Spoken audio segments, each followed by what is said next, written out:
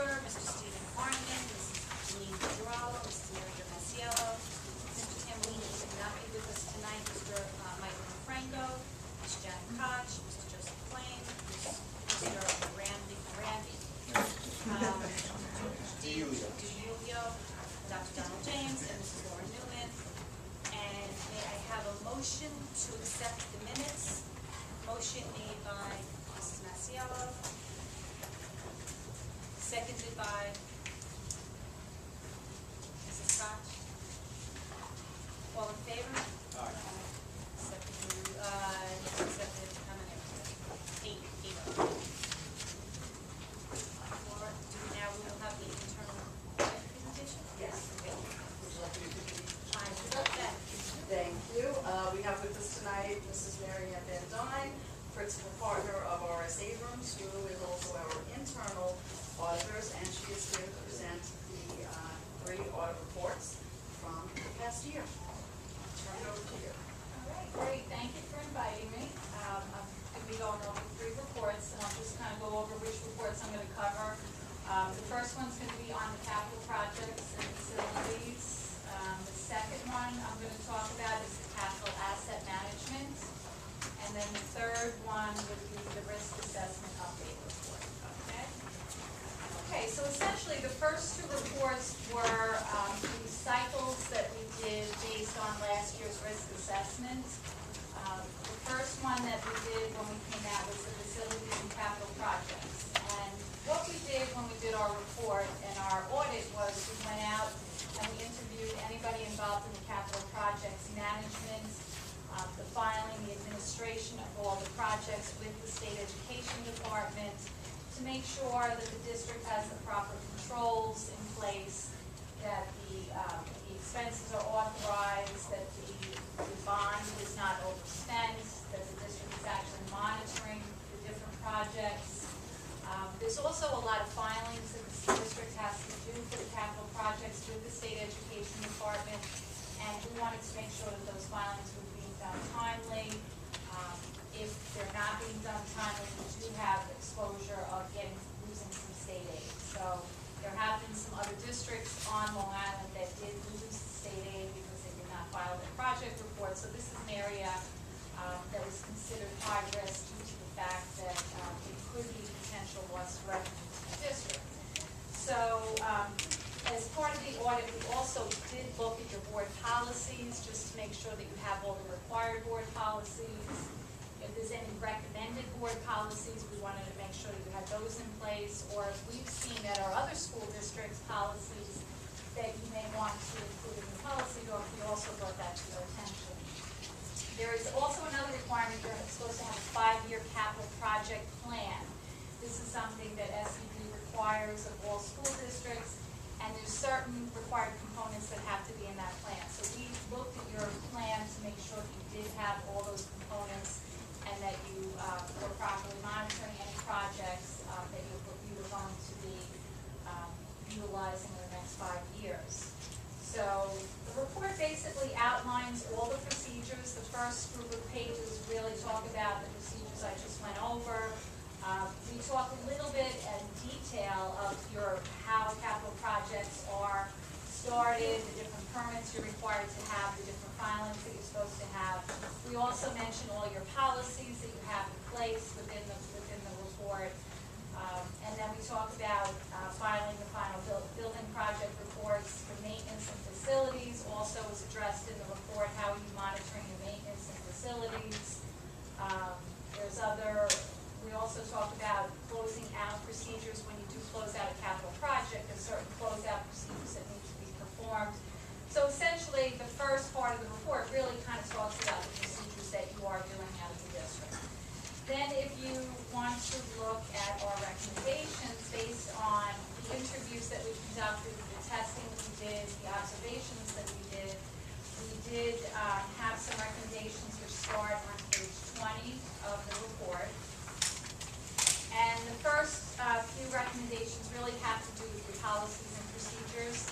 We did look at the policy book to see what policies you do have in place, which are explained in the report. There is a recommended, you did have all the required policies for capital projects. However, there's a recommended policy for change orders that the controller does recommend for school districts.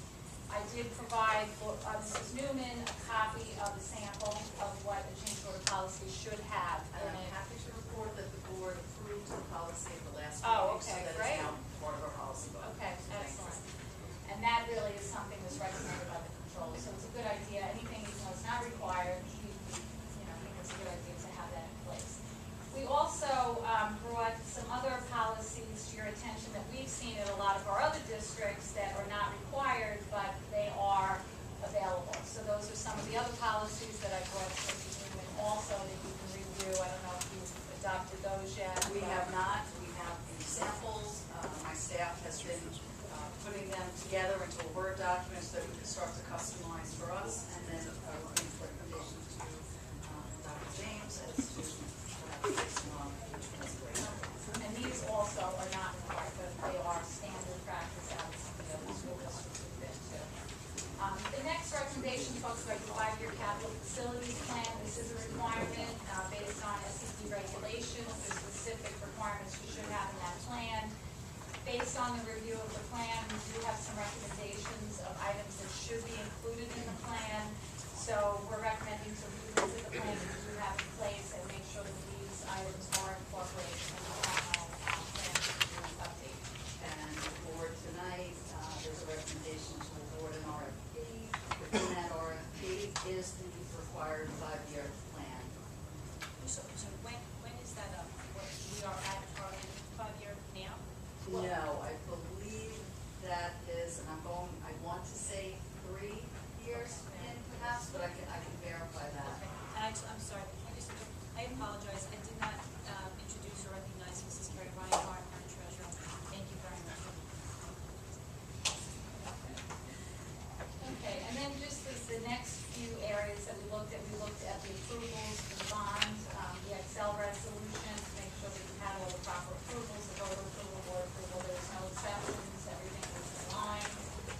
We also looked at your cash disbursements for your capital projects to make sure that you had all the proper documentation, that the costs were allowable, that you did have an architect certify the expenditure, and making sure that the budgets were in line and they weren't over expense and everything was in order. We had no issues with the monitoring of the projects.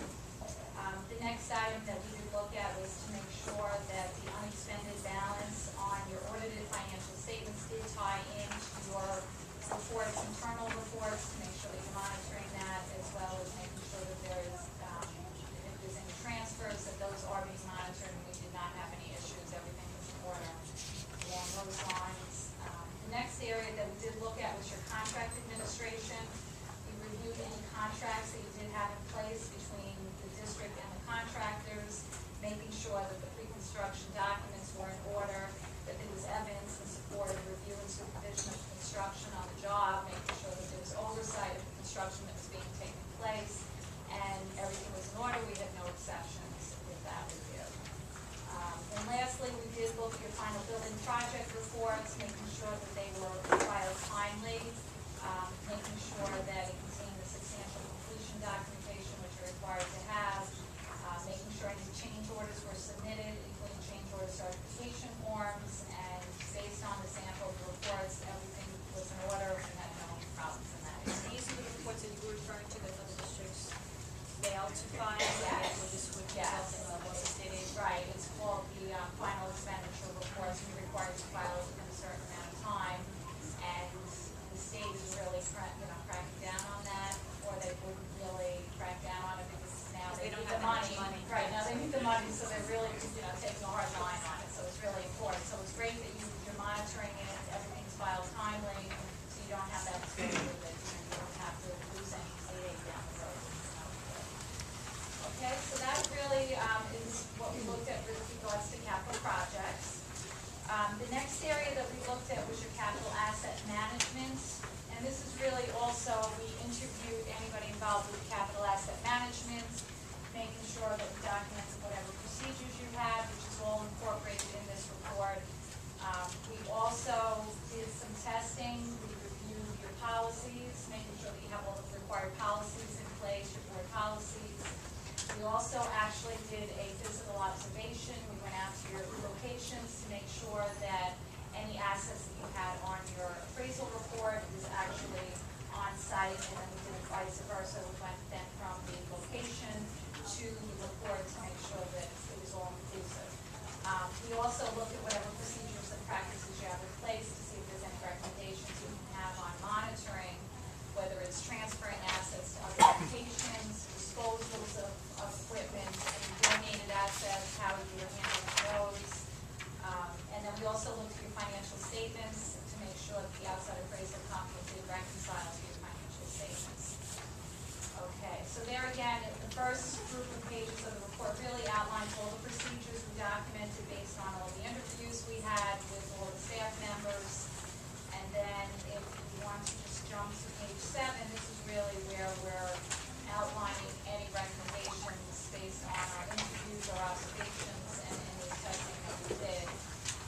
The first one, recommendation, is we noted that the district does not perform or conduct periodic inspections to determine that all assets are present in useful condition in the proper location. And this is done during the year, just a spot check to make sure that everything is where it should be. Because you don't get full appraisals all the time. So it's a good monitoring tool in between when you have the outside company to come in and do the fixed asset appraisal. And this is really done, it's on a test basis, and just making sure that it's being monitored and the assets are being placed in the proper places. If they are being moved, which is actually the second recommendation, is tracking movement of assets from building to building, from one location to another. We're recommending that a formalized procedure be put in place so that you know if something is moved, say, from the high school to the middle school, that it is updated with your records so that you can safeguard and make sure that nothing gets lost or overlost.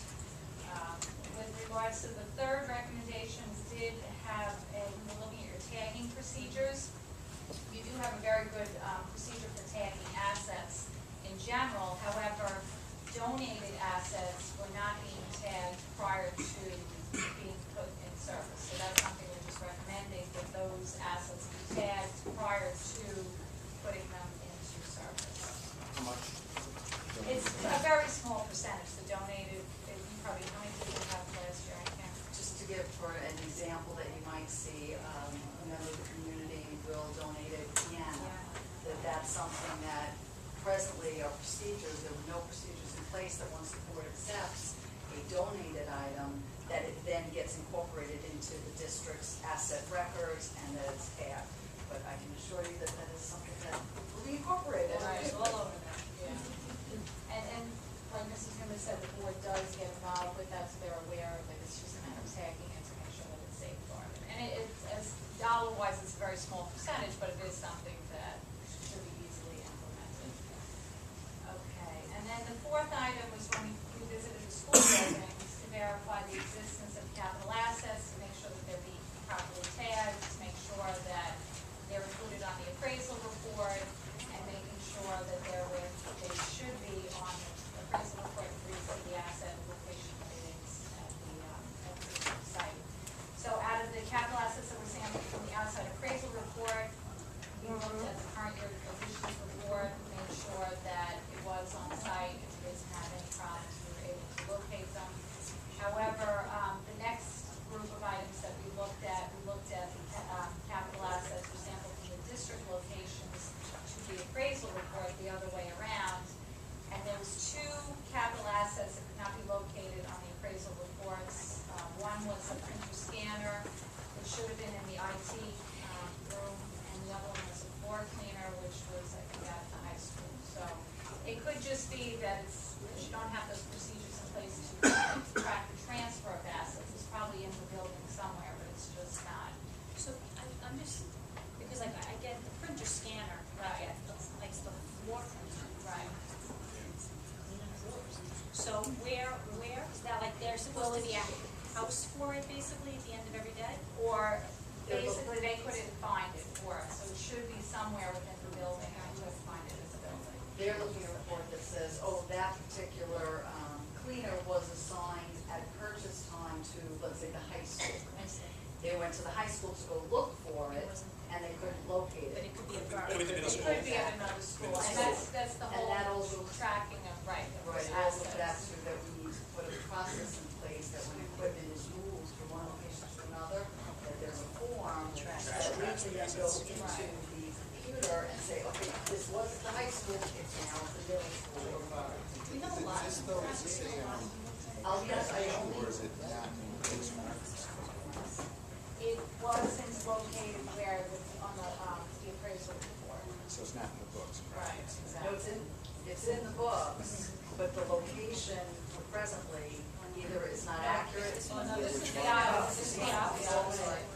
So the first one we sampled from the appraisal report to the location, and everything was fine. And the second one is, it's not located on the asset appraisal report. So maybe there's 2 points here that, the assets we talked about there, I don't think you ever had one that's so large as to be concerned, but you audited 6 of them and 2. So one we look at is a third of assets that were audited or wrong. Absolutely. Just, so you probably want to think pretty hard about that control there. And then probably the second thing is, again, I doubt this is going to have any big number as the need for the asset, but you probably want to talk to external auditor because it's going to impact the number. But these are assets that should be on the book that are not, it's not just they're located somewhere else in the district, it's just. So now, Mary Ann, how would something like that have, so I'm just trying to think about the logistics of that. Purchase orders put in, we purchase something, doesn't that automatically get? It has to be tagged and entered into the system. Oh, okay, so then that could be, okay, that's But I think that's the point, is that something broke there, and so to me, when I saw that, I thought that was very meaningful control.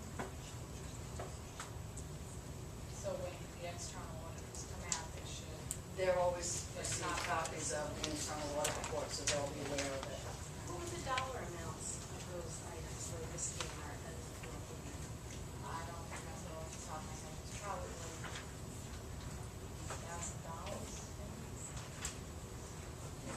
And you would think it can't be big, it's just the fact that a third of the sample is wrong. So could this happen to another study? So it's more just, from an audit, external audit perspective, yes, it's just going to be lit, it's just more the control. That's what I'm I'm sure we can accept the recommendation to move forward with setting up the process. Especially when we can see where the fix is, as you suggest, there's a way to fix it that connects all those dots, and so that's most likely that find ourselves finding What we'll everything. do is when we come back, we'll just do the sample, just to see if we can position it, just after you have everything up and running. Would you increase the sample size or is it the same? If we know there's a problem, we can test 100 and we're still gonna have the problem. So we should be able to tell based on the percentage, but this was a large percentage, so we really think there was an issue. So we'll look at, say, a sample of, say, 20, and if it's none, then we know it's good. I think that's one way to do it, external auditor would do the internal sheet, and then you're looking at zero control issue. Right. And pushing up. But your external auditor would try to quantify that. Right. So, the utility stamp is something to see how big. It's down because we did, but, again, we're trying to. I like that a process that should be in place presently is not. Right. Thank you. All right, and then the last report is the risk assessment update report, which is what we do every year. And essentially, what we do is we assess the inherent risk and the control risk for a litany of items. I mean, we have them all listed here, ranging from governance and planning all the way down to student services. We do have a chart in the back, which kind of earmarks all the items that we do assess when we do the risk assessment. And then what we do is, every year, we'll look at whatever recommendations we made in prior reports to see if they've been implemented. We also look at what we see out in school districts to make sure that we're focusing on any issues that we see out of other districts, and whether what the controller's looking at, and we want to incorporate that in our risk assessment. And then we'll, based on the interviews and with our testings and our observation, we'll assess the risk again this year, and we'll give you an update. So the chart in the back is a nice summary, because you can see what the control risk was last year versus this year. We also assess inherent risk, and inherent risk is just inherent in that type of transaction. If you can have the strongest controls, but you're still going to have higher inherent risk, whether it's like if there's a lot of cash involved or the volume of transactions. And then we also then earmark the audit plan based on the risk assessments that we had for the current year. So the first, if you want to flip to page 3, this is really where we talk about, what we did was we categorized the higher risk items first. We gave you the status of prior year findings, and then we went from moderate, then we went down to the low. So last year, we had the sales cycle for food service operations was considered moderate. And, we earmarked why we felt it was moderate. It really had to do with segregation of duties with the cash registers out at 2 of your schools. So what we did was we went back and we wanted to see, was that control implemented based on what we recommended, and it was implemented this year, so we're happy to see that there was a second person involved in the cash count. And when there's cash involved, there is a higher risk, so that's why we try to have some sort of segregation of duties so that you can make sure that there's some oversight. So based on implementing that recommendation, we did lower the risk. You originally had a moderate risk in that area, we did lower it to low. The current year review, we did have a couple of moderate items that we had based on the current year review. And these really, we talked about already, had to do with the facilities and maintenance with regards to the other reports that I just went over. So I'm not going to go into detail, but this is really based on those reports. We felt that this was a moderate risk because we did have recommendations and findings in those reports. As well as the inventory tracking, which we were just talking about, we consider that as a moderate risk. And like I said, when we come back this year, we will make sure that all these items are implemented, and we'll bring it to your attention next time we come back to the meeting. Then in addition to that, we did a current year review of some other areas, and we try to rotate every year. We want to look at different items and expand what we're looking at and revisit some of the items that we've looked at in previous years. And this year we focused on cash management. We looked at your bank reconciliation procedures. We looked at your wire transfers and banking procedures. And we also, so in those 2 areas, as you can see, what we did was we listed all the procedures that you have in place. And you have a lot of very good procedures in place for in the areas of bank recs as well as wire transfers. So based on all these controls that we're documenting in this report, we determined that this area is low risk. Okay. Wire transfers, the same thing. We earmarked all the controls that you have in place, but we did have a recommendation, even though we did consider it low, we did have one recommendation where you should have policies, written policies, and this is recommended by the State Controller's Office for wire transfers. So even though you do have those procedures in place, we're just recommending to have a formalized policy of all those procedures that you have in place. So that would raise it to higher than low, but it is something we would like you to consider.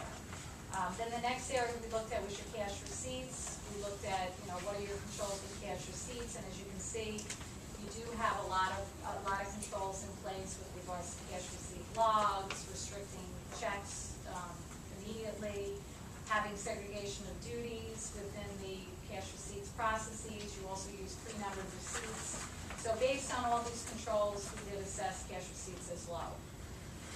The other area we looked at was revenues and billings. We looked at your tuitions and health services to make sure that your billings are accurate, you're monitoring the billings because that is revenue to the district, making sure that it's being monitored. And we, there again, outlined all the controls, and this was assessed at low also. The next area that we assessed this year was payroll. We looked at your payroll accounting and reporting. We looked at how you account for separation payments when somebody leaves the district. And in those areas, we do have all these controls in place that are in the report. So in both those areas, we assessed as low risk. The next area we looked at was your purchasing and related expenditures. And there again, we looked at the that you had a purchasing calendar in place to facilitate the purchasing function. We looked at what your role of the purchasing agent was and what they verify your quotes. They make sure that you have the proper documentation for all your purchases. You utilize a lot of contracts. You do BOCES contracts, state contracts. You try to get the best bang for your buck when you're purchasing, which is great. You're not, you're looking to make sure that you're taking advantage of all the cooperative bids that are out there. We also looked at whether you have the vendor master file. You review that to make sure that it's accurate. We did have one recommendation in this area, even though it is considered low, is to have a procedure to compare your vendor master file to your payroll master file, just to monitor it to make sure that there's no potential conflicts. So that's just a procedure to be done during the year, just as a compensating control. Okay, then we looked at your payment processing. There again, that was assessed at low based on all the controls that you do have in place. We looked at your travel and conference expenses. You do have a lot of nice, great policies in that area. There is approvals with regards to that to make sure that you get prior approvals to attend conferences and you have the proper support. So in all, that area was considered a lower risk area. Capital assets, your acquisitions, disposals, and policies. You have all the policies in place that you're supposed to have, so that was assessed at low. Facilities, we looked at your building project reports, and that was also out of the report I just went over. All those project reports were filed timely, so based on the filings, and that was also considered low. Same with construction planning and monitoring. Okay, and then the chart in the back, which we talked about in the beginning, was we really earmarked last year's risk versus this year. The audit plan, we have a 3-year audit plan, it's 2012-13. These are the areas that we looked at. 13-14, the areas we looked at for this year. And then anything with the check was where we did the full cycle, so that was facilities and capital projects this year, and also the capital assets. And what we're recommending for next year is to do a cycle on fund balance management, reserves, and fiscal health, because that's really an area now that's getting a lot of focus with the controller and whatnot. So I think, it would be a good idea to have us take a look at what procedures you have in place in those areas. And then with regards to the triannual cycle that we do, we are going to be looking at your food service operations and your sales cycle for the food service operations. Some areas of the report that are not part of the 3-year plan, are those just optional? Which ones? For example, like open meetings law, Gatsby's 54, they just because the risk is so low. Yeah, we rotate, so what happens is we revisit them on a cycle basis, so anything like 3C 13, 14 that has a dot in it, we looked at it again this year. We've looked at it previously, but we're looking at those again, and the next year we'll look at some of the other areas like information technology and some of the other areas that we didn't look at over the last 2 or 3 years. So those haven't been determined yet, because the ones with the little, I guess there's some that you're definitely doing this, not like. Right, we won't determine that until we do the risk assessment, and we'll see what the risks are, at the end of this year. If there's anything, say, like the controller is focusing on, or if we see if districts are based on interviews, then we'll decide what other areas we want to drill down to when we do our risk assessment. So that's that sales cycle? So it has those 2 dots next to it? So process evaluated? Yes, And then it's also triannual review? right, that's going to be more of a full cycle, where we're actually going to go in and. So it's almost do like this physical little block thing observation. here. Yes, Okay. yes. And we're going to be on site, and we're going to be doing cash outs of the drawers and making sure everything Now, right. is that an area that, is it required, or is it, I know it's cash, but is it a higher risk area with?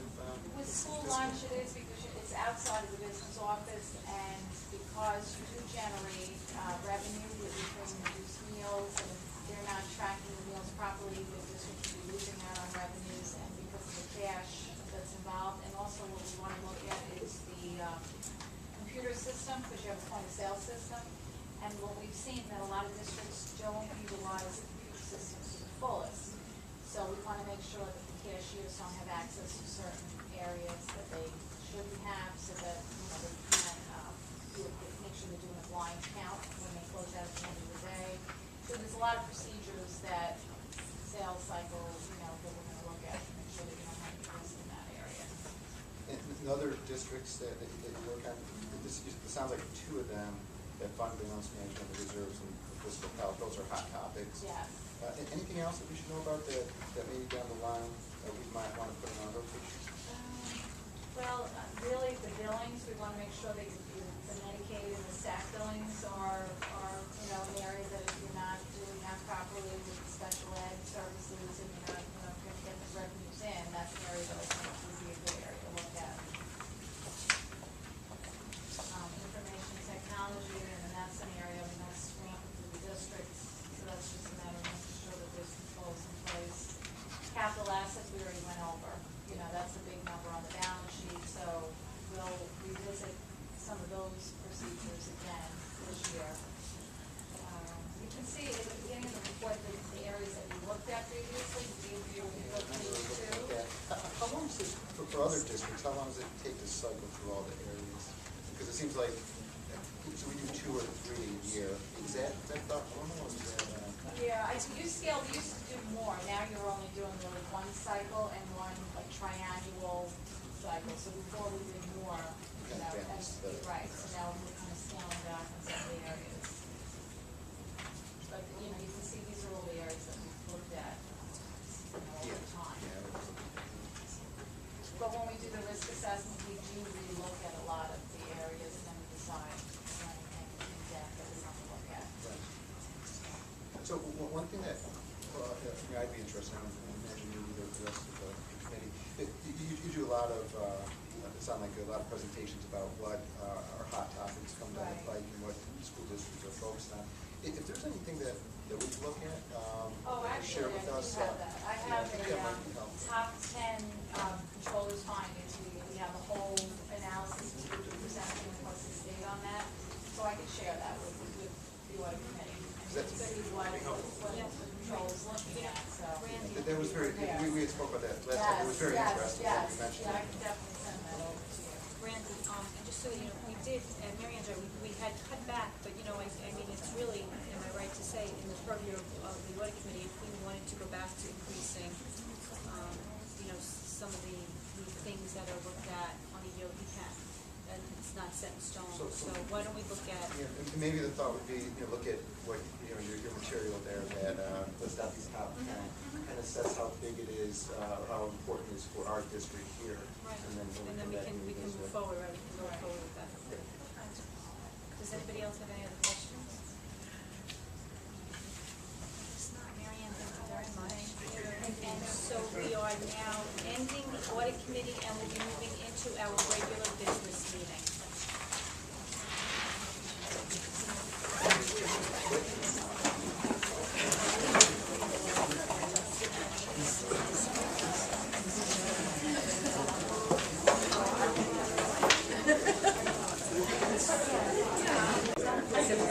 Okay, everyone, we're going to just move into our regular business meeting. I will just go around our table. We have with us Mrs. Laura Newman. Again, Mr. James Tambolini is unable to be with us tonight. Mrs. Janine DiGirolamo, Dr. Donald James, Superintendent, myself, Deborah Goober, Stephen Hartman, Vice President, Mrs. Mary Jo Masiello, Mr. Gene Barnoski, and Ms. Mara Harvey, our legal counsel, and Ms. Mary Jane Buddy. In addition, we have many administrators here this evening, and I thank them, and I'm just going to try to move everything along. So we're going to go right into our opening ceremonies. Dr. James? Thank you. And welcome to our first board meeting for the actual school year, which, as you know, if you have children, and if you don't, they started yesterday. And what we typically do during this first meeting in September is a brief verbal report to the Board of Education regarding the opening of school. We don't present a PowerPoint presentation around that because, frankly, folks are really working to open schools. I'm happy to report it's been a very smooth opening. That's not to say that with almost 6,800 children that there weren't some glitches. But I'm going to start with Mrs. Newman, who is the assistant superintendent for business, and she oversees facilities and transportation and a number of other departments. And she's going to offer the board a brief report. Oh, I'm sorry. I'm supposed to do the opening ceremonies first, before the administrator report. Thank you, Mrs. Goober.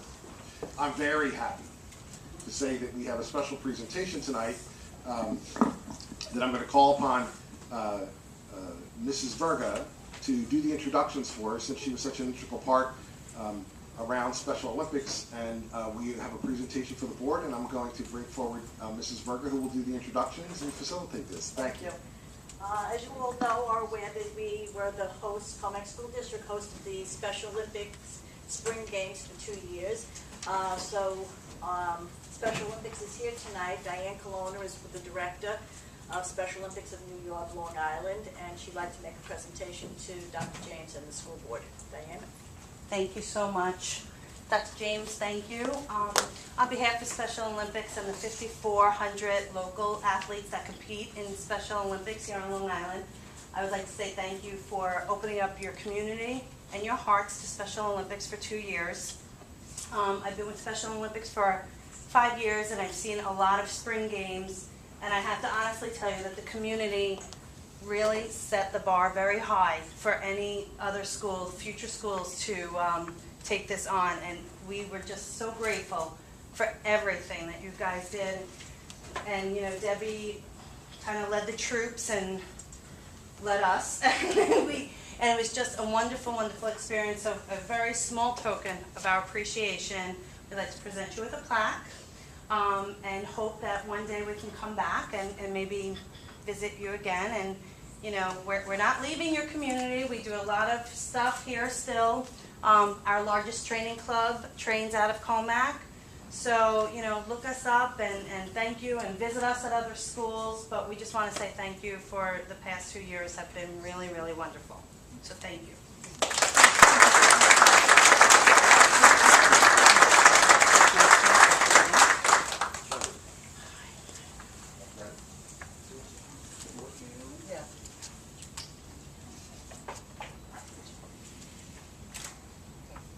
I just want to take a minute and thank Diane.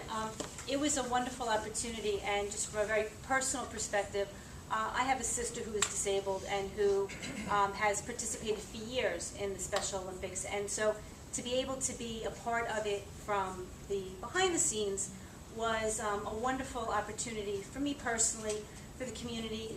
Mrs. Verga did an outstanding job to truly rally this community, and it is always amazing. Just when you think you cannot get any more, you know, this community does. So thank you, and thank you. Thank you.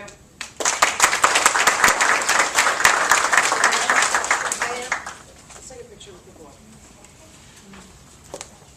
Oh, right there is fine, right? In the middle of the horseshoe.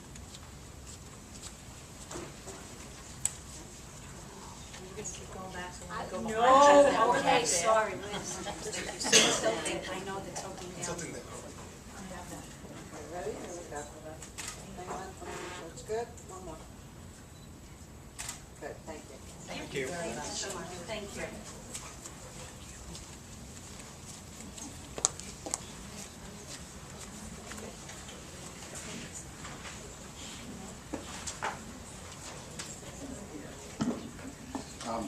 And please correct me if I'm wrong, but the only reason the Special Olympics won't be back next year is because it's a 2-year cycle. So you can only do 2 years, and then they move to another community.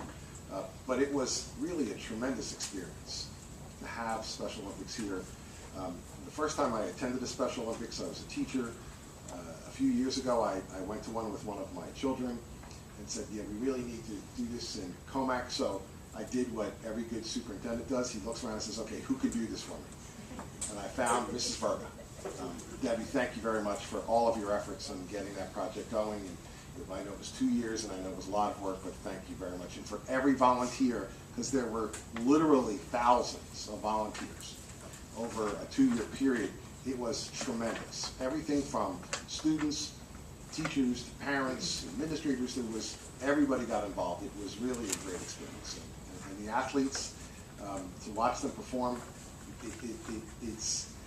I really can't really come up with the right word, but it is certainly energizing to watch those performances, and it really was a great experience. And I want to thank everybody who was involved in that, and the board for the graciousness in allowing us to support this over the last couple of years. So thank you. Now, back to my other introduction, which is not nearly as exciting as what we just talked about, and it's the administrative report. We'll start that report, and I'm going to turn it over to Ms.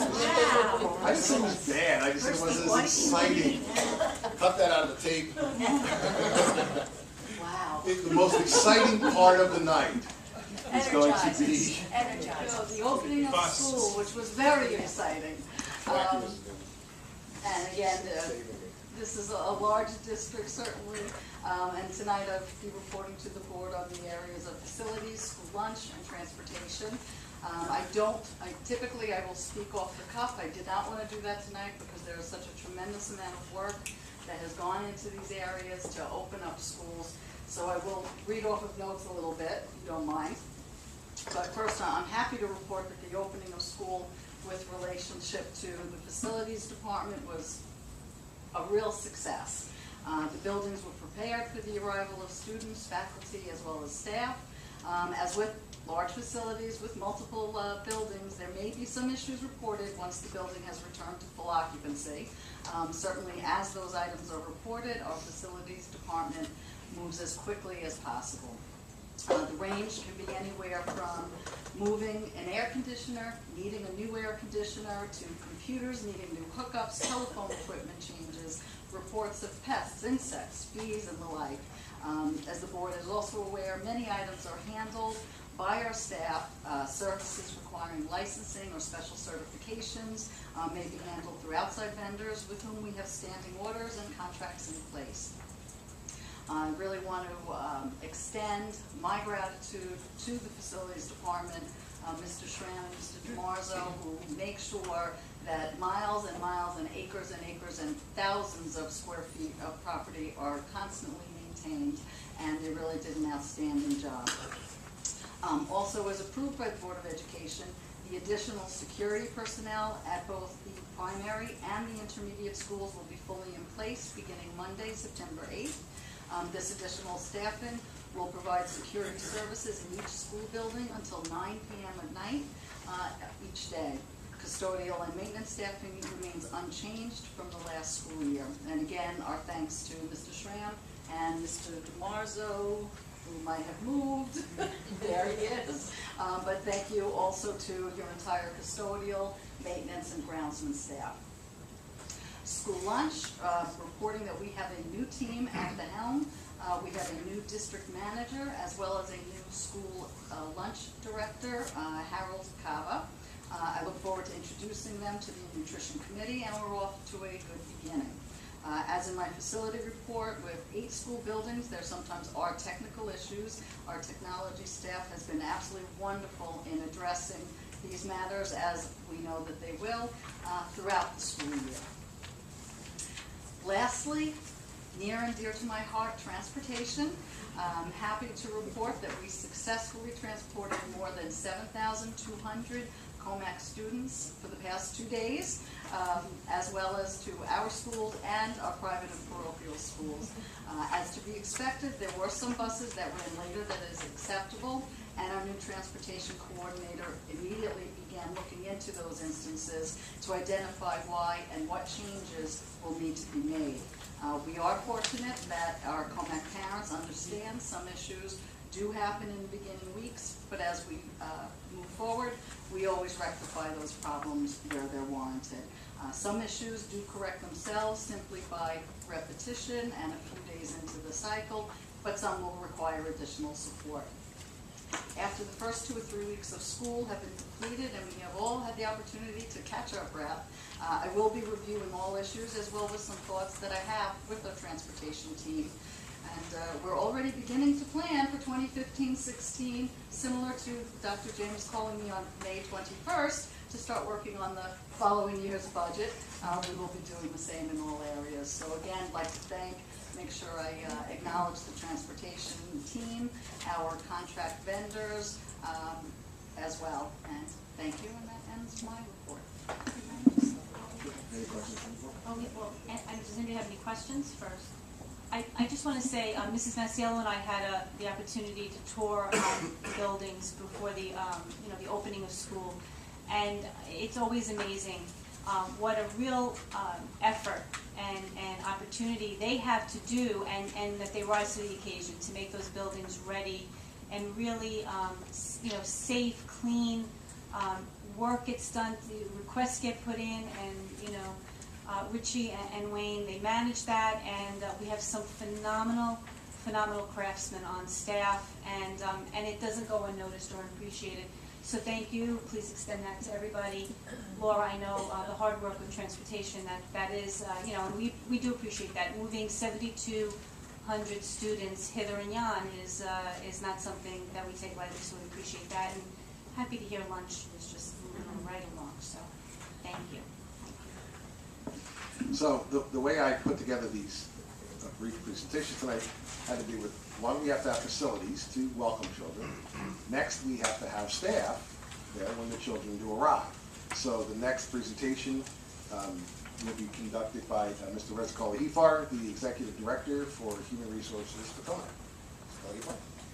Good evening, Board Trustees, Dr. James, colleagues, and community members. From the minute we enter session until you vote to close. That's clear? Okay, good, thank you. On the communication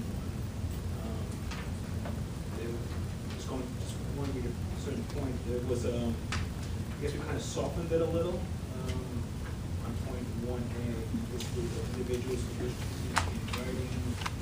Basically, we had the word must, now we do the word should. That too just is because it's more of a soft recommendation compared to the. No, you can't enforce it, that's because you can't enforce the actual. Yes. Well, in fact, we thought it was restricted. That's what I thought. So it's really, it's a recommendation. There's no city. Yes.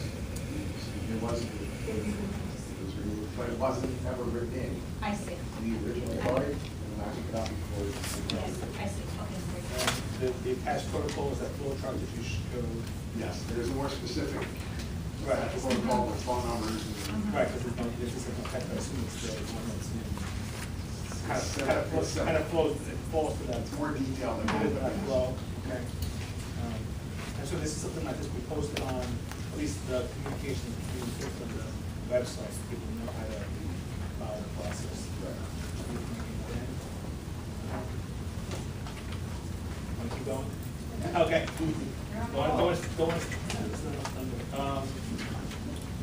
Quickly on the agenda one, this year is the left blank. Are those filled in by those clarification?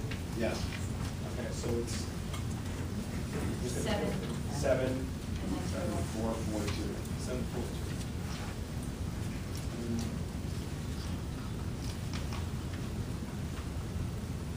There's just the wording down, all the way down to the end of this policy, 9365. Additional items may be placed on the agenda at any time by trustee with approval of the majority of the board. Correct. So is that kind of like, is that like a overruling of the one who says we should have things at least? Yes. In essence, if we Something that comes up in executive session, we say we have to add it, it kind of says it's majority. and then you come public, and the majority of the board approves that, because you can't do that in executive, do that out here. And then we vote, we add it, it becomes part of the agenda. Okay. That was the majority of my questions, but I'll let Janine ask questions. You focus, go ahead. Thank you. My question is just about the broadcasting and taping.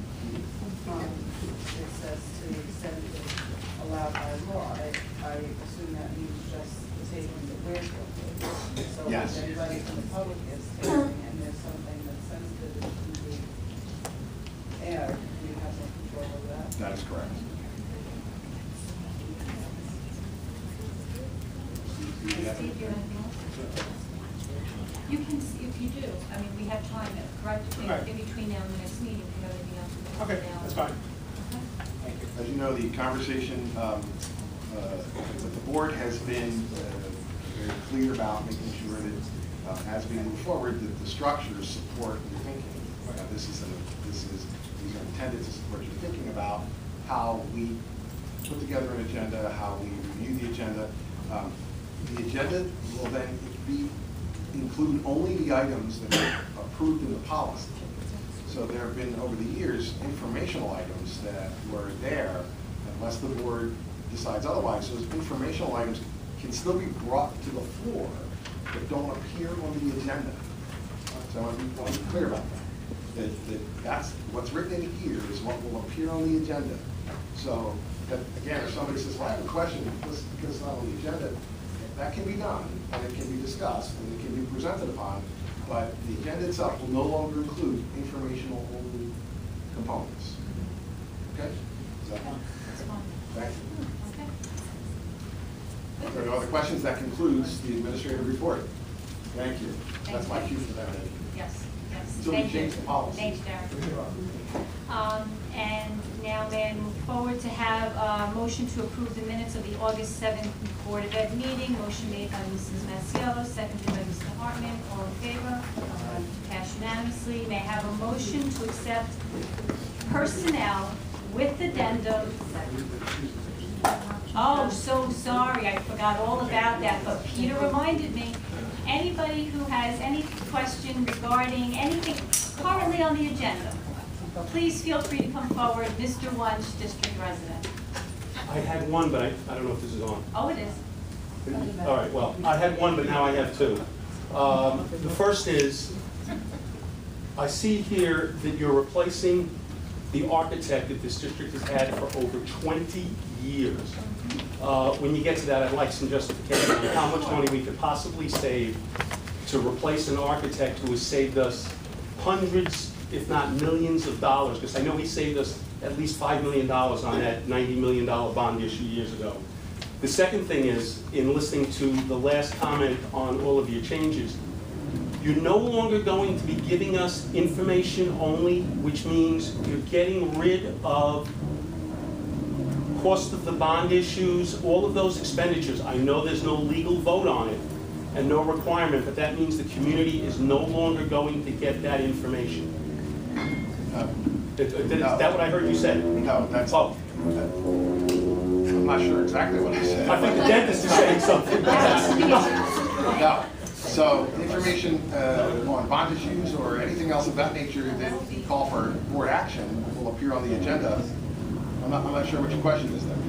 In the past, there have been items, let me see if they're on here tonight. Let me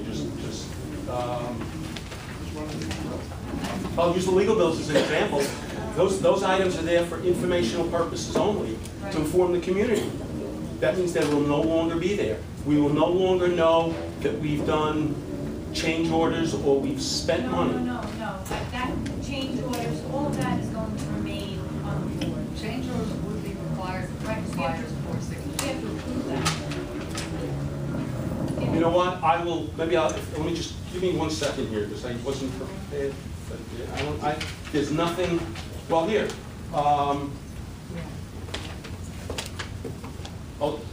Item 10A. That would no longer be there, correct? As one example. Right, now that the receivers, it would not. And I go back to other, and give you other examples. That, in particular, in other words, that item is reviewed, as you know, by the internal claims audit, which appears in the internal claims auditor report, which is obviously a matter of public record. So it will no longer, those items will no longer be on the agenda or discussed, not discussed, even disclosed in public. But that is open for Yes. conversation. But nobody will know what they are. If somebody could ask. How would you know the All right, it's not How going would to you be on the know to agenda, ask? right? How would you know to have it on your mind?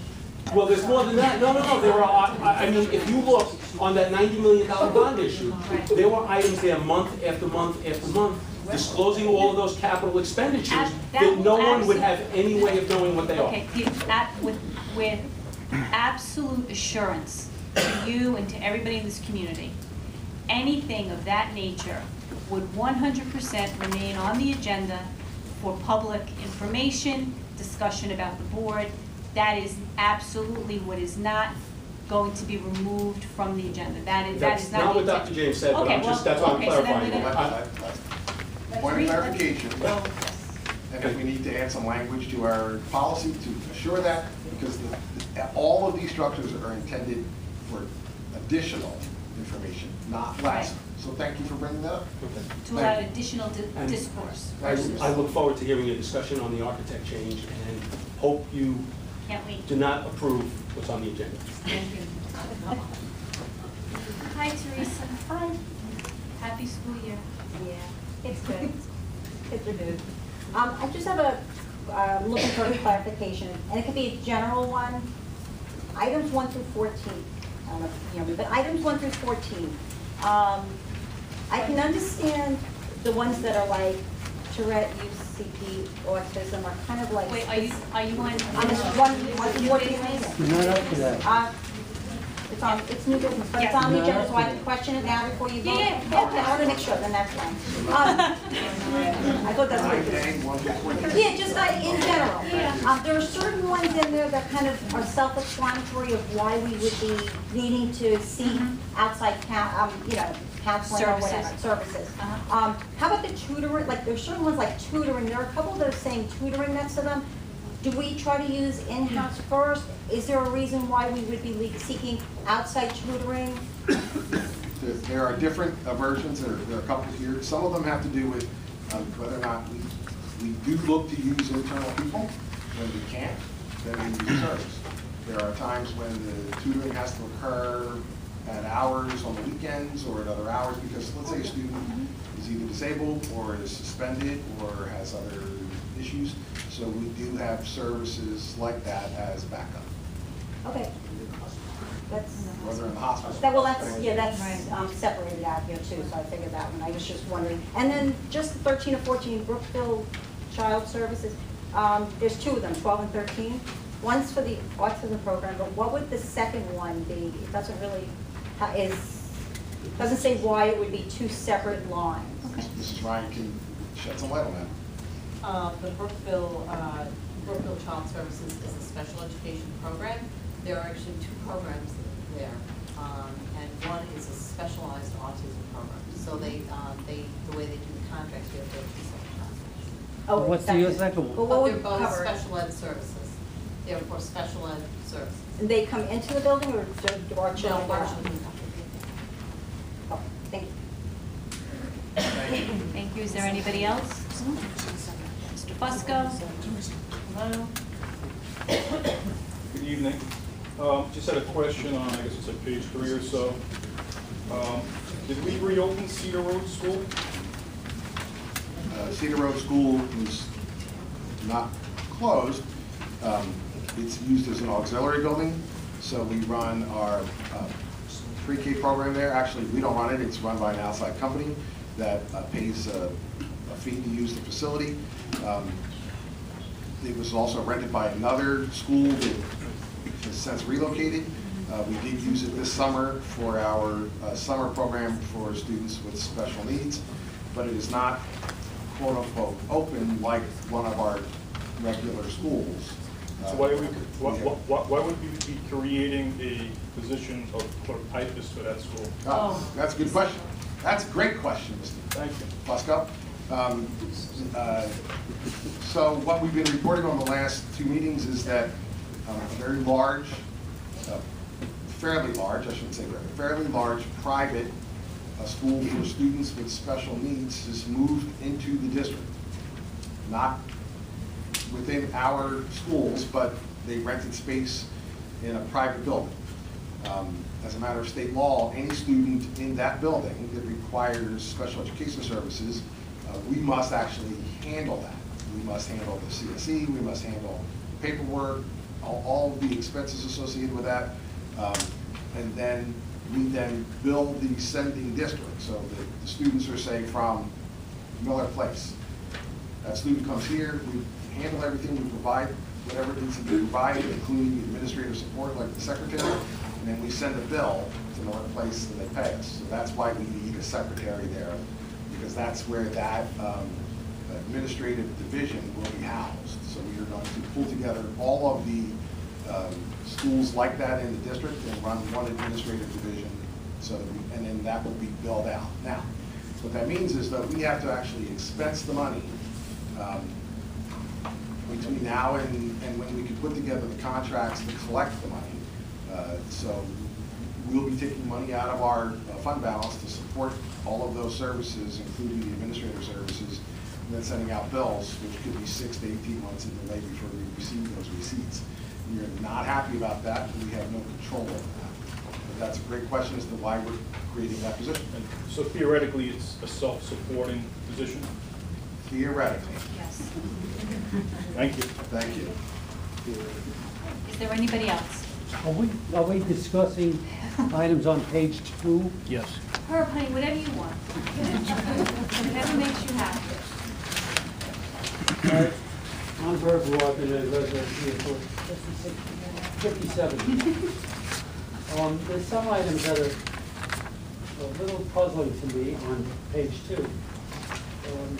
The Long Island Home from South Coast, what is that for? Is this for special needs children? What page are you on? 2. Oh, I'm sorry, I see. Okay, I'm sorry, I'm with you. Mrs. Ryan can respond to that. Yes, and the answer to your question is yes. This is a contract with a provider who is working with some of our actually secondary level students, helping to prepare them for careers. We call it transition services, transition planning, and that's exactly what it is, transition from school to career. And these are for students with pretty significant disabilities. How old are these students? High school age. Now, the second item, the Elwood School, we have a tuition contract for Commack students being placed there. I thought we were attracting all of the special ed students in our school district. It's another good question. Just like other districts sometimes send their children to us and pay us tuition, they do that if they don't have a program for a particular student. There are times when, no matter how many special ed programs we have, and as you know, we have quite a few, we don't have the right program for a particular student.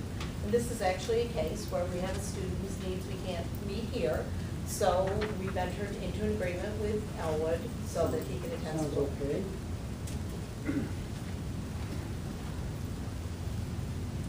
What about the Harmony Heights School District, the Islip tutoring service, and the Long Island Development Consultant? Why are we getting them involved? All right, so Harmony Heights is a private school for special ed students, and we sometimes send our high school girls to Harmony Heights. It's a specialized high school program for special needs girls. In other words, these are our children who are older. not high the- school age Not the girls. real young ones. Okay, that sounds good. And then Islip tutoring is a service similar to what Dr. James was discussing earlier. When a student has to be on home instruction because they're ill or for a variety of reasons, we provide home instruction. So we try to do it with our own teachers first, but we don't always have enough teachers available, so we have to go out. And we actually have a few different agencies that we contract with, and then we've got them ready if we need them. Do we get any money back from the state for all of this? We do receive state, To you. Depending on the nature of the service and the classification of the student, we may generate additional state aid. And that's typically done through the staff reporting process to make sure that we are getting as much aid as we possibly can.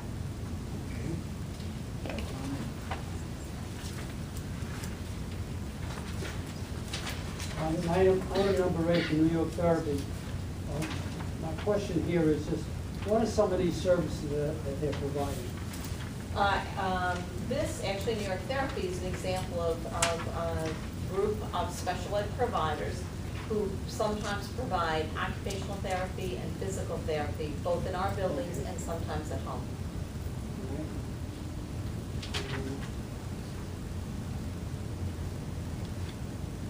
On item 10, developmental disabilities, a question there, I thought it was right, but is this a one-on-one type of instruction? Actually, this particular contract is for a school. The name of the school is Development, and the parent company of the school is DDI, Developmental Institute. It's a small special education school here on Long Island that some of our children attend. What do they do? Is this a one-on-one instruction? No, it's a small group instruction.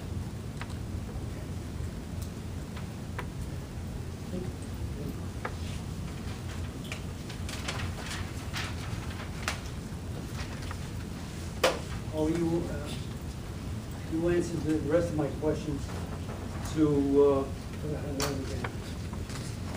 lady over there. So that's that. That's it. Okay. I have questions on number 10 and 11, but I'll get to that when you get to it. Okay, thank you. Now, oh, actually, I'm sorry, now is better. Oh, now it's better? Sure. Yeah, once we get started, we want I just want to roll right. On 10B, I wanted to get an explanation of the carryover of these vacation days.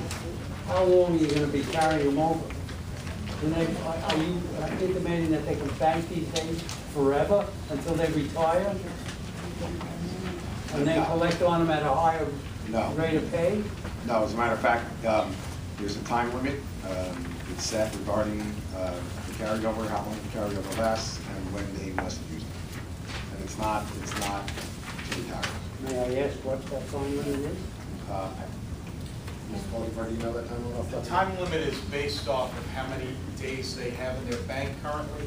For example, people who have 40 to 50 days in their bank have a 1-year time limit, but people who have more than that could have up to 5 years to utilize that time. But they cannot be used to cash in. But they can still only cash out 40 days as per their collective bargaining agreement. And then in item 11, board business B. What are the CSE and the CPSE recommendations on all of these dates? That has to do with special education also. The CSE is the Committee for Special Education, the CPSE is the Committee for Preschool Special Education. And that's the committee that meets at least annually, but more often than that, for each child who has special needs and receives special education services. And that committee designs the program for the child. We make recommendations, and then it's up to us as a school district to follow those recommendations. We, as a point of order, I guess you would call it, we share those recommendations with the Board of Education, and they acknowledge the receipt. Okay, thank you. Okay, thank you. Anybody else? All righty. Put your boots on, here we go. So, may I have a motion to, so wait, where, did I approve the minutes? Did we do that? Yes. May I have a motion to approve personnel with addendum as amended? I will make that motion, seconded by Mr. Hartman. Discussion. Mr. Cody? There is one additional item that was left off. We received an email very late in the afternoon from a Miss Dawn Marie Bailey, who she had requested to change her status. So on the addendum, on the second page under change of status, currently there is one name, Diane Wallace, who made the request. I would like to ask the board to approve a second item under that change of status. And the name again is Dawn Marie Bailey. Her position is currently a school monitor, and she'd like to go from a school monitor to a call-in school monitor. Effective date would be September 1st, so it is a retroactive appointment, and her salary would be $11.43 per hour. Okay, thank you. Any other discussion? All in favor? Passed unanimously. May I have a motion to accept the correspondence? Motion made by Mrs. DeGirolamo, seconded by Mrs. Masiello. Any discussion? All in favor? Passed unanimously. Under old business, Mrs. DeGirolamo, there was a motion tabled to consult with an outside agency such as NISBA to inquire into normal and customary billing practices of legal counsel throughout Long Island. As the superintendent reported, there's going to be a legal. Can't hear you. Oh, sorry. As the superintendent reported, there's going to be a legal presentation done at the next meeting. So we can keep this tabled until after that. I think, What would happen is, if we do not act on it today, this motion in particular would expire at the end of the meeting. However, it does not mean that another motion can't be brought at another time. I can do that. I can just rescind the motion. or just leave it, the way it is. It'll fall off. All right, there's withering, and now may I have a motion?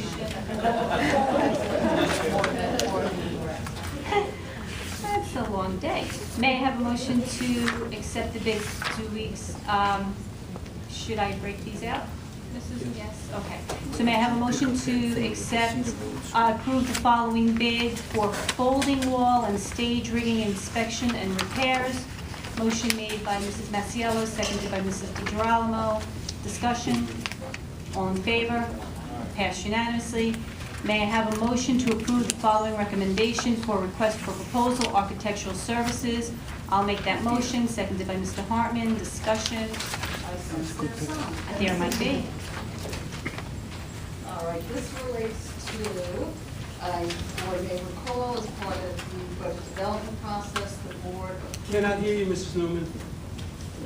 Boy, that's a first, sorry. The board had approved through the general fund budget development process a line item authorizing capital projects to be done. I believe the amount was $252,500. As a result of those projects, will need an architect to design and submit plans and specifications to the State Education Department to receive two things. Number one, a building permit, and authorization for any state aid, building aid that would be generated off of those projects. An RFP was prepared. Mr. Wunsch had stated how we've had an architect in the district for, I believe, 20, perhaps 25 years. That is correct. We have contracts in place. Those, however, were related to the 2001 bond, the 2008 Excel projects. This is a new going forward item. The RFP was released to 12 different firms. We did receive proposals back from 9 of them. In this case, an RFP, the board is not required, unlike a bid, to award to the lowest bidder. However, in this case, we are recommending who the firm that was the lowest bidder. And there are a number of reasons why we are recommending going with the lowest bidder. A, it's the lowest bidder. B, it is a firm that is established on Long Island, has done work with many school districts. Mr. Schramm has worked with this firm in a previous district. I also have had some limited contact with the previous district with this firm as well. In addition to that, quite frankly, we feel it's not necessarily a bad thing to bring in a different firm so that there is a comparison of different services, et cetera. So with that, we are recommending going with the lower bidder, which is a change. It is again, related to $252,000 line item for limited projects in the district. Is there any other questions? Oh, do we know what the difference was between Yes, absolutely. I think this is in your packets. You can refer to it later, but I'd be happy to project. The firm that we're recommending is the proposal was for 5% of the project versus all of the others were in excess of 6% or higher. Building condition survey, which is something we heard a little bit about, although it's not up next year. That was a proposal as well. 5-year capital plan, our annual visual inspection would be included in the price. The other firms, some did include it, some did not, and had additional charges. The hourly rates in this particular case The firm that we're recommending, JAG Associates, was the lowest bidder as well, with rates from $60 to $175 per hour. Versus doing an eyeball, the other proposals look like they also ranged anywhere from a low of $60 to a high of $250. I'm sorry, $350 per hour.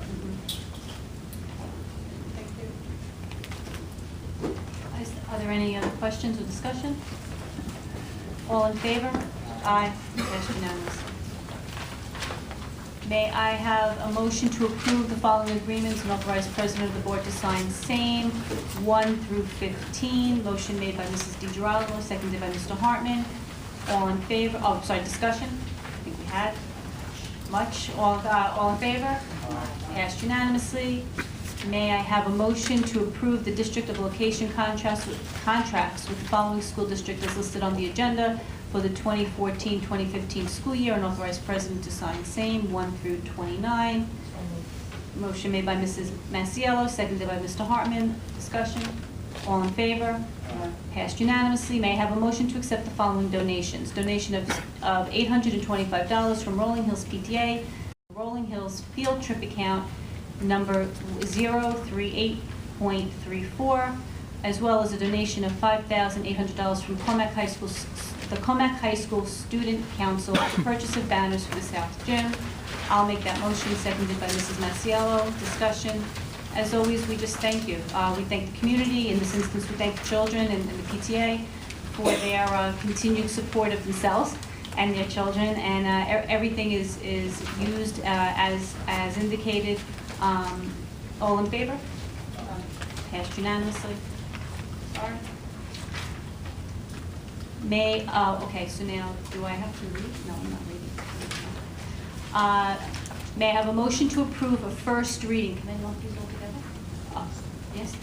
First reading of revised Board Policy 1501 Communications, Board Policy 9270.1 Code of Ethics, Board Policy 9361.11 Broadcasting and Taping of Board Meetings, and Board Policy 9365 Agenda. Motion made by Mrs. Masiello, seconded by Mrs. DiGirolamo. Discussion? So, then the second meeting, so between now and the October, we'll come to revise it for the second meeting. Necessary. So the second meeting, as board meeting, could be slightly different, change. And then the next meeting, we all approve it's done. Okay. Okay. All in favor? Aye. Passed unanimously. May I have a motion to acknowledge receipt of the statement for professional services rendered on non-retainer matters in the amount of $5,796.32 for the period ending July 31, submitted by Lamar Barnowski. I'll make the motion, seconded by Mr. Hartman. Discussion? All in favor? Passed unanimously. May I have a motion to adopt the following resolution? Be it resolved upon the recommendation of the Superintendent of Schools, the Board of Education approves the attached memorandum of agreement with the Commack Administrative and Supervisory Association, CASA, with regard to carryover of vacation days. Motion made by Mr. Hartman, seconded by Mrs. Masiello. Discussion? All in favor? Passed unanimously. May I have a motion to acknowledge receipt of the internal auditor's claims monthly update? I'll make that motion, seconded by Mr. Hartman. Discussion?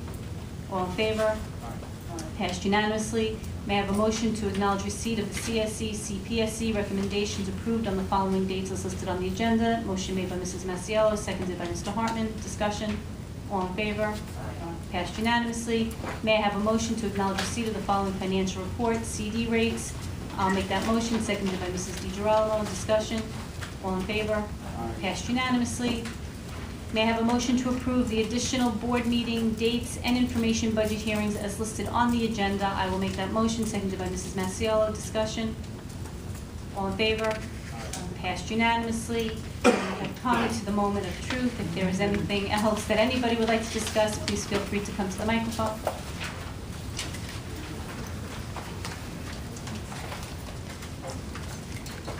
Hi, my name's Joanne. All right, I'm Joanne Sklar, District President. I have a child at Sawmill, and with the back-to-school packets, there was school visitation day. It was in August. And I did know beforehand that it's not in the teacher's contract for them to be at the visitation day at the intermediate level. And, and so the teacher wasn't there for my child, a little disappointing. So just two foods for thought, I guess.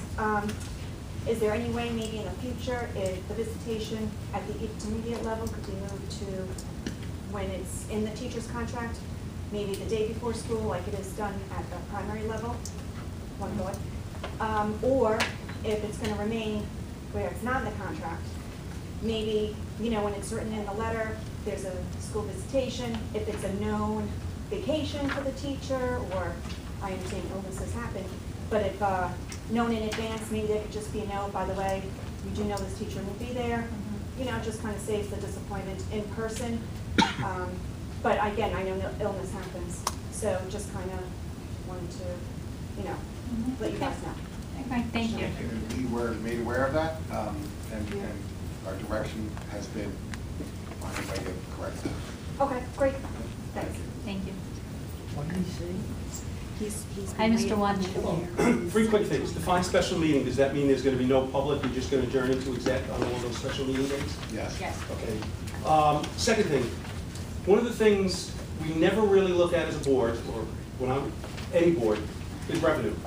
I think I have a place we can raise some revenue. As has widely been reported, we will be getting red light cameras. I'm assuming we will know where those red light cameras are. And as everyone has stated, they're really not going to do a whole hell of a lot for safety. My recommendation is when they put them in Commack, wherever they're going to put them, we ask for half the revenue. And I'm really serious, by the way, and I'm going to be addressing that as BOCE's rep also. I've realized, let's get some money. Last item quickly, Mr. Fusco brought something up, and I know you're not going to have the answer today, and you may not for a few months, but since this SAPO program was not budgeted, at some point, could you let us know what the total cost of this is going to be? I know it's way too early in the year, but it would be nice to know how much an unbudgeted program that came into the district after we approved the budget is going to cost us. And you can be assured we will present that, because it does have an impact. So, I've been pressing, but it's not our staff that can't get the information, it's getting it from them. Yeah, no, and it's also too early, you don't have all of the staff, I realize that. We will be presenting that information publicly. Thank you. Thank you.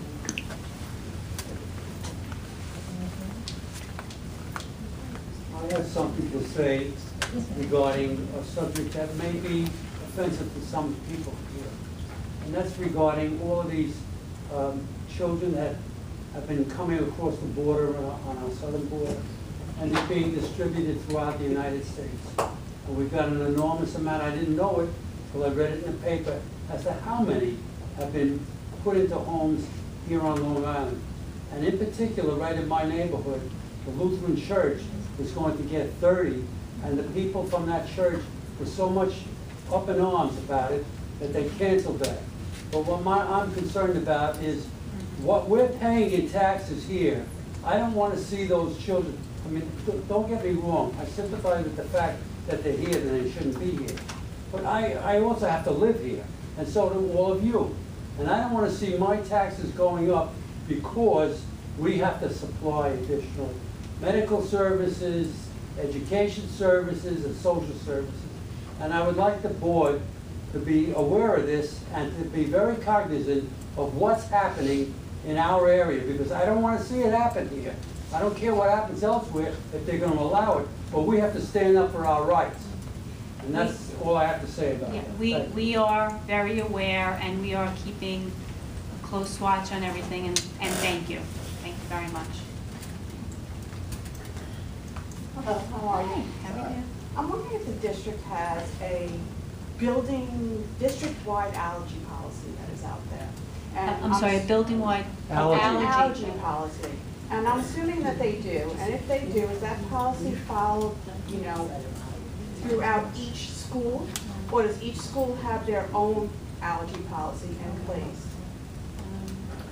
Allergies, food allergies? Yeah. So, Mrs. Ryan, we do have policies associated with allergies. I'm going to turn it over to Ms. Ryan in a second, but I know that there are we've been in conversation about how this will be managed, in particular at different levels, because it's different in a primary school, as you might imagine, than it would be in the middle school. But I'll turn it over to Mrs. Ryan, who gleefully handles this process. So we do not have a district-wide overarching policy other than our policy which maintains that we will keep all our children healthy. So I just want to address a couple of things. Each child who comes to us with a specific allergy, could be to anything, as you well know, a health plan is developed, and sometimes a 504 accommodation plan is developed, so that for each child, we can institute a safe and healthy environment. As the number of children with allergies, many of them very serious allergies, increase, we have seen that one of our issues is we don't necessarily have a consistency throughout the district with the manner in which we go about making a safe environment. This year, we have already begun the process of a district-wide steering committee with the real focus being having procedures, and I'm going to use the word procedures because it is really the more appropriate word in this instance. So we're trying to establish continuity of procedures K through 12. So a small steering committee that has to do with some help, some of our health officials, some of our nurses, our school physician, me, a parent who is very involved and very knowledgeable. From there, each level will have a committee. So there will be a primary committee, an intermediate committee, and a secondary committee, which will consist of parents, school nurses, teachers. We will give them a charge, and they're going to be working on that, and they'll be reporting back to us so that we can develop more consistent policy throughout the district. So I hope I answered your question. I'm not trying to double talk here. But No, you're not. You're not double talking. I understand your question. But that's what's your going answer. on right now. We are confident, and I can say this because I am the person with whom that buck stops. We are confident that in each building, we are able to maintain a safe environment. We have recently become more and more aware of the fact that our efforts to make a safe environment sometimes cause an undue burden on those children who have allergies and their families. And that's one of the things that we're looking at, trying to make that a less stressful situation, and a situation where the children themselves aren't feeling like outcasts, things like that. So that's our project for this year, and we're very excited about it. And I know that we'll be inviting you to join our committee. Thank you. Excuse me. Diana Michelle. Mom extraordinaire.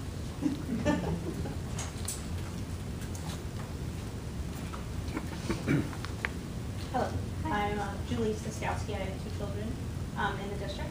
I just have a question as far as the assessment tests. I'm aware that they have changed this year, and I was wondering if that information was going to be brought to all the parents or just the parents that asked. I'm not sure of your question. The assessment tests for, my question usually is for the primary level because that's where my children are.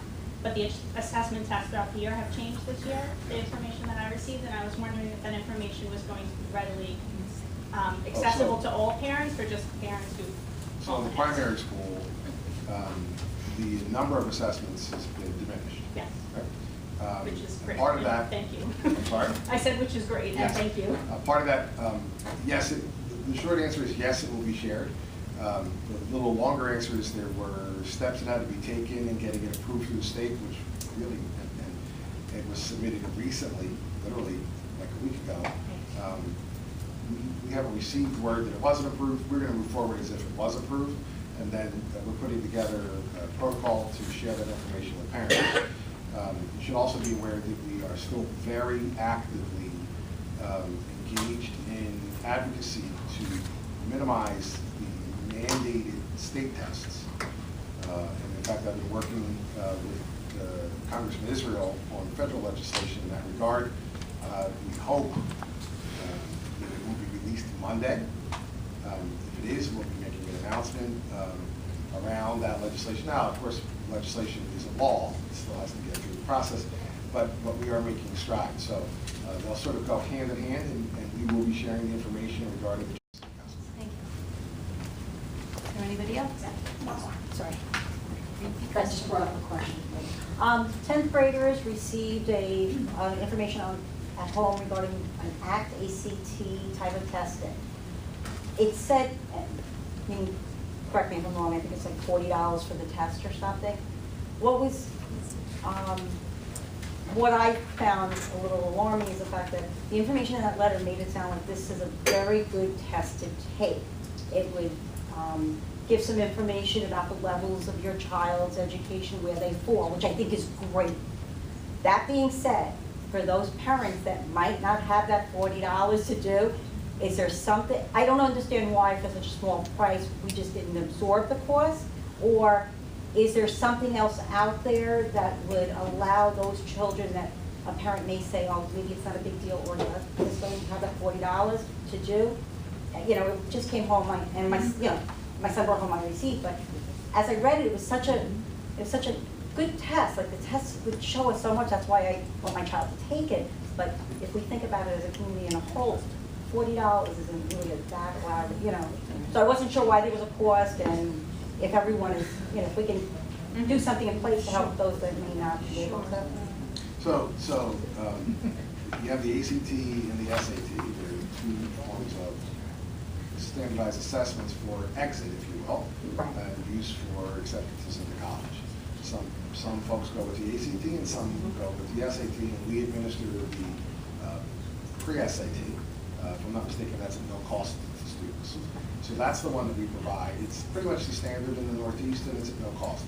If you, as a parent, would also like your child to sit for the pre-ACT, then there is this fee associated with that. So that's sort of why that sort of rolled out the way it did. I believe we've been doing it that way for years. I don't know if they called it the pre-ACT. No, it's planned. I can elaborate. Actually, It was a plan or something. In the past, we used to have the Explore exam and the plan exam. The Explore exam was provided to all 9th grade students. The plan exam was offered to interested 10th grade students. ACT Aspire replaces both of those exams. We intend to proceed similarly to how we have in the past, whereas all 9th grade students will be given the opportunity to take the ACT Aspire exam in school, you know, at cost to the district, and then 10th graders who are interested in taking that exam as well will have the opportunity to take it on a Saturday, that following Saturday, October 18th. So it's really working very similarly to how it has in the past. ACT Aspire replaces both Plan and Explore though. The other piece is, you know, we're giving, so in essence, we're giving a practice exam in the 9th grade or an ACT practice exam to all 9th grade students.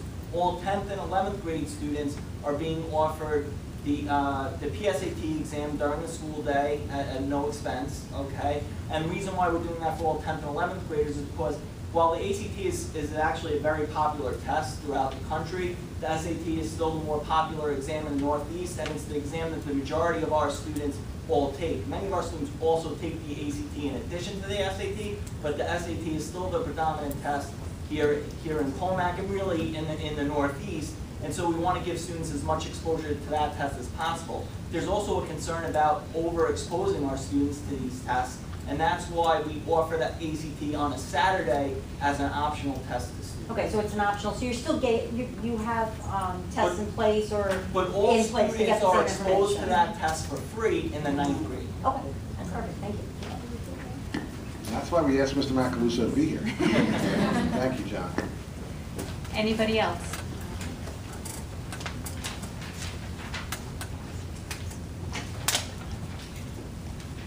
A few questions. Something you published, I don't know if it was an email that sent around or it was the courier or something, said there was a schedule of dates of upcoming events, and one of them was Mr. Freeman from Coog coming at the end of this month. I'm sorry, from, yes. Mr. Freeman from the Committee on Open Government will be here. We announced it the last board meeting, and we will publicize that. I want to say it's September 29th, where he will conduct a presentation and answer questions regarding sunshine laws. So that date has been set, September 29th? Yeah, that Monday. I believe so, but just in case I'm remembering wrong, Yeah, I believe it's September 29th, but we will publicize the date. And it was a location to be determined, or has that location been determined? It's been determined it'll be in the little theater in the high school.